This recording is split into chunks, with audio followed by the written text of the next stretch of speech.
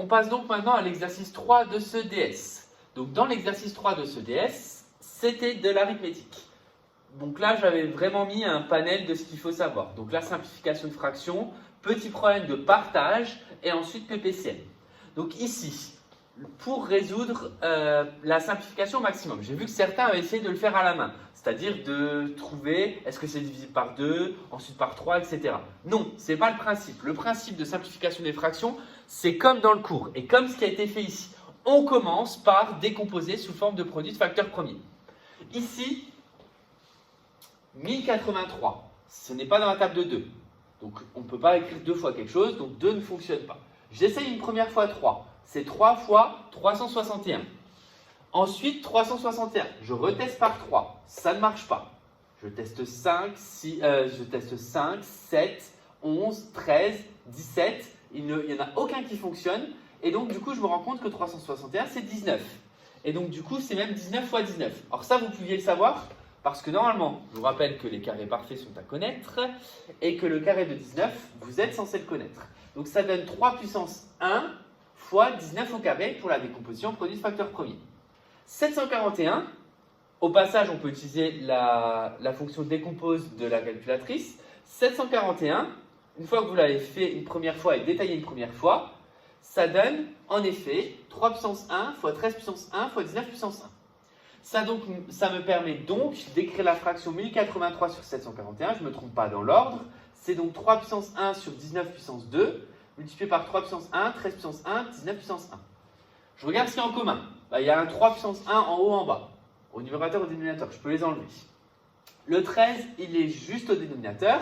Et le 19, j'en ai 2 en haut, 1 en bas. Donc celui en bas, il s'enlève. Et celui en haut, l'élève a très bien fait. Barrer la puissance 2 pour mettre une puissance 1. Au final, qu'est-ce qu'il me reste? Il me reste donc 19 au numérateur et 13 au dénominateur. On obtient donc le fait que la fraction 1083 sur 741 se simplifie au maximum, parce que cette méthode permet de simplifier au maximum, en 19/13e.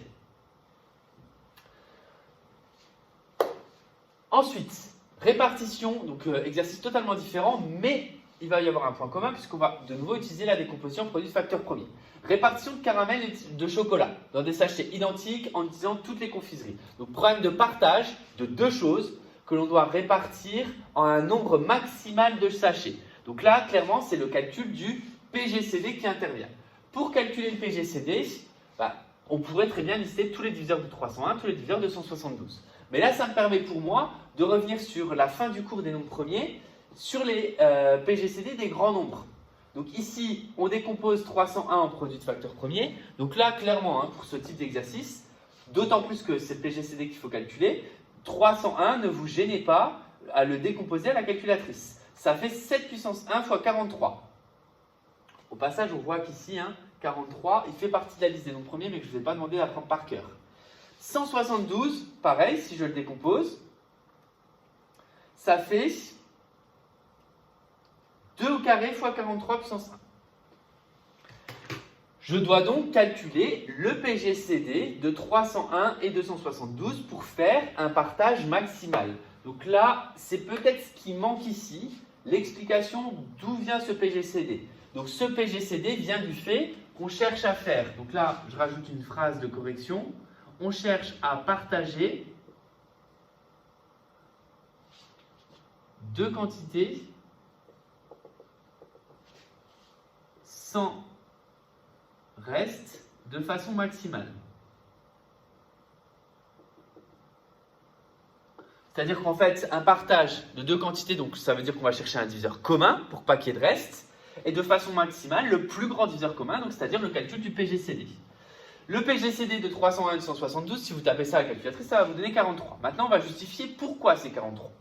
Pourquoi c'est 43? Et là, c'est le cours qui me le dit.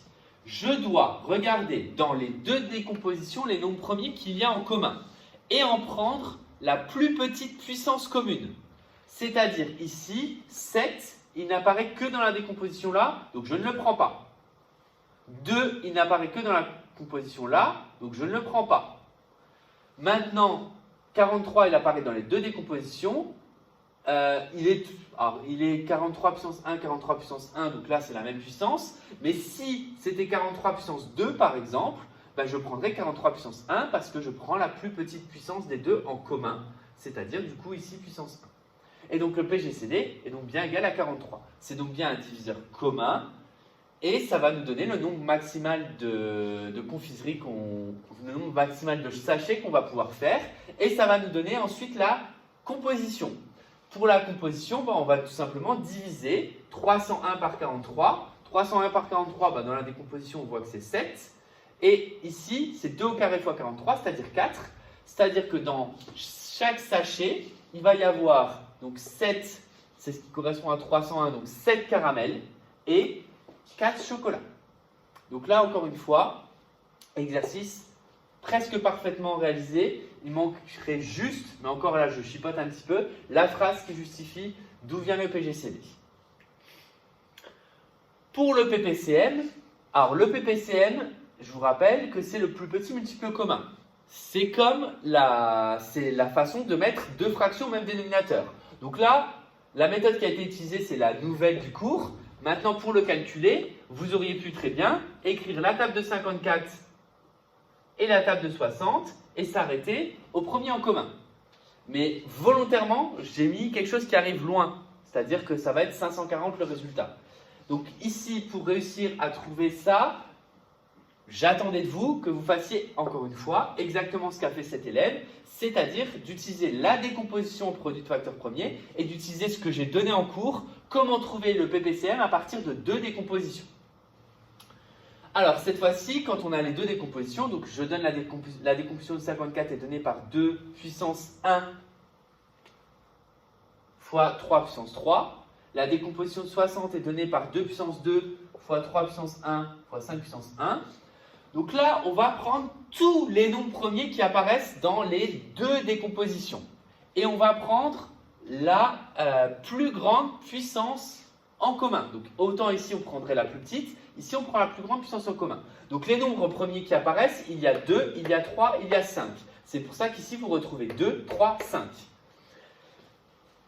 En termes de 2, il y a 2 puissance 1 ici, 2 puissance 2 ici. Comme je prends la plus grande puissance commune, ben je vais prendre 2 puissance 2. C'est pour ça qu'ici, vous voyez 2 puissance 2. Il y a 3 puissance 3 et 3 puissance 1. Je prends donc 3 puissance 3, puisque c'est la plus grande des deux puissances que je prends en commun. Il y a donc 5 puissance 1 qui est tout seul ici, et rien ici, c'est-à-dire 5 puissance 0. Donc je prends 5 puissance 1. Et donc le PPCM est donc égal à 2 au carré fois 3 au cube fois 5 puissance 1, qui fait 540. Donc le PPCM, c'est donc bien 540. Avec en plus la méthode du cours, c'est très bien. Maintenant, évidemment, sur des nombres comme ça, vous écrivez les tables, et au bout d'un moment, donc là ça sera en 10e position, donc là c'est x 10, et là c'est x 9. On peut donc retrouver le résultat en écrivant les tables également. Donc, encore une fois, très bon exercice de la part de cet élève.